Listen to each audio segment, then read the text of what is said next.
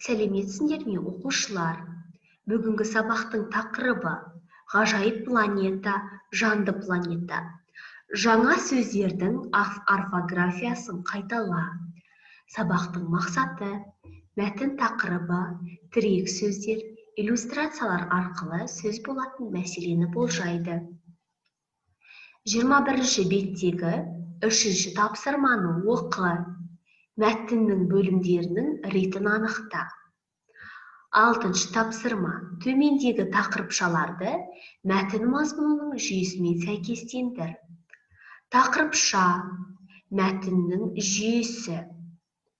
Тақырыпшалар: тіршіліктің белгілері, космостағы тіршілік заңы, алып жүректің дүрсілі, ғажайып құбылыс, жанды планета, байқоңырдың жеңісі, биогравитациялық заң, оң шешім, нақты әрекет.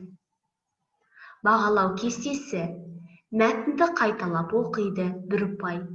Мәтіннің бөлімдерінің тақырыпшаларын анықтайды, 3 ұпай.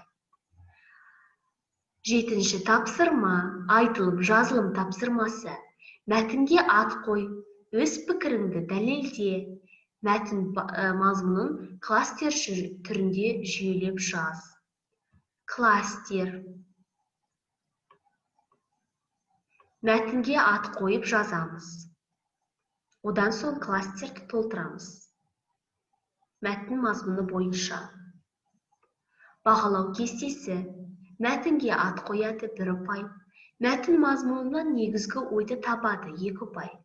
Мәтін мазмұны бойынша кластер құрады, 2 ұпай. Жазу сауаттылығын сақтайды, 1 ұпай. Осымен сабақ аяқталды.